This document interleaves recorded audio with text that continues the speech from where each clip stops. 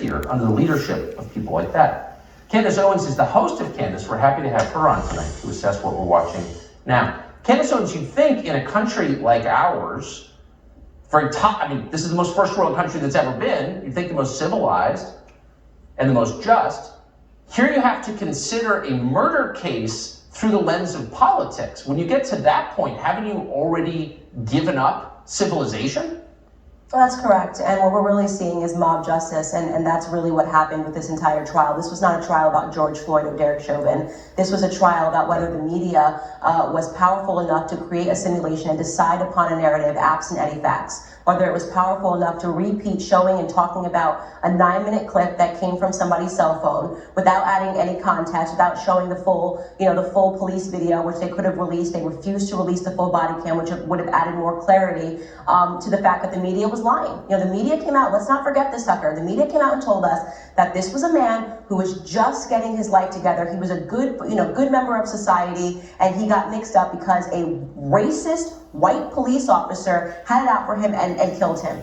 All of that fell apart. All the facts came out and all of that fell apart. We now know, of course, that he had enough fentanyl in him. It was 3 times the lethal dosage, 3 times lethal dosage in him when he died. But nobody cares because the media was successful in putting out a narrative, and they kept hitting that narrative. And the reason why the Democrats are happy is because they realize, of course, the media supports them, and now means the Democrats can get whatever they want because they can create a narrative, and then they can treat people like pawns and get them to basically say, if we don't get what we want, we will riot, we will loot, we will send these people out like soldiers to destroy your neighborhoods. And that is exactly what has happened. That has been the determination of this trial. The media and the Democrats now have enough power to bully and to lie to and to create propaganda and successfully win. And that is what happened, and they are celebrating that win today. This was not a fair trial. No person can say this was a fair trial. You just got to take 3 steps back and acknowledge that only one side behaves this way. I mean, a jury in 1995 concluded that O.J. Simpson, despite DNA evidence, hadn't murdered 2 people. There were no riots. But more to the point, there are a lot of people sitting behind Trump voters, sitting behind bars right now, have been for months, charged effectively with trespassing. We're not speculating. We've seen the charges. No Republican in the Congress stands up for them. Nobody mentions that. Nobody, is for prison reform when it's their political enemies.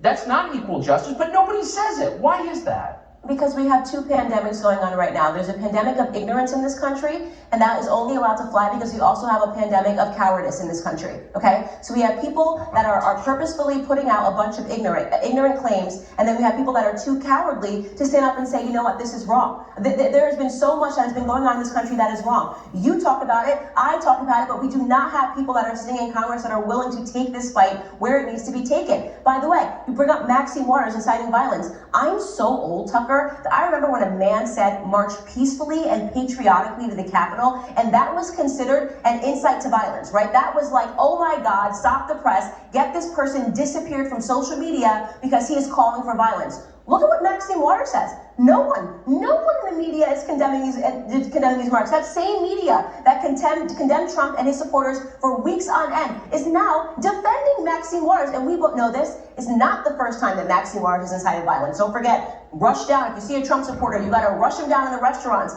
They're allowed to do this. They play by a different set of rules, but it's because we allow them to play with that different set of rules. They get away with virtually everything because we don't have strong people on our side that are willing to stand up. And that it's a sad conclusion. It really is so frustrating. And the idea of martyring George Floyd, the way Nancy Pelosi spoke about him, it completely forgives all of the trauma that he brought against his victims while he was alive. A man that served 7+ stints in prison while he was alive, armed robbery being 2 of the reasons why. And now we're going to martyr him and say that your name will forever be synonymous with justice.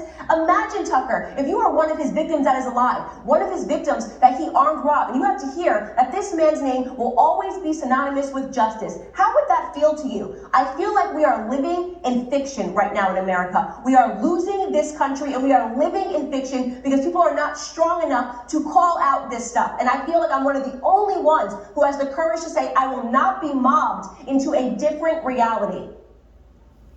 This is where they try and pull you off the internet because you're not afraid. I just got to ask you, it's frustrating, of course, to watch what you and I have been talking about, where one side ferociously defends its power, the other side abandons its voters to jail.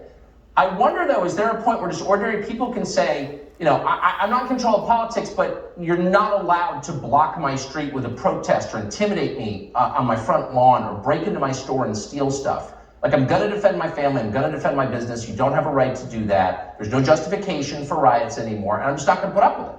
No, will we get to that point, do you think? No, we're not going to. That's why they're already moving the ball. They're already moving it. They're moving the goalpost already because they're saying right now that that's not enough. That wasn't justice, by the way, because what they're saying is what they want is a perpetual revolution. It's why they want people to be ignorant. It's why they want people in the education system to learn nothing but race and how to be angry. They want people acting like toddlers, because when people are ignorant, they act like toddlers. They whine, they complain, they cry because they are absent facts. They are absent knowledge. So we are actually seeing a systemic oppression that is taking place that is rotten. It is throughout the propaganda that's taking place in the mainstream media, and it is working with the education institutions, teaching critical race theory and all of this nonsense to make sure that we are mass producing failures that are angry and that are violent and that are willing to riot and loot on behalf of the Democrats, because that's all they want right now are pawns in their nefarious scheme to take over this country.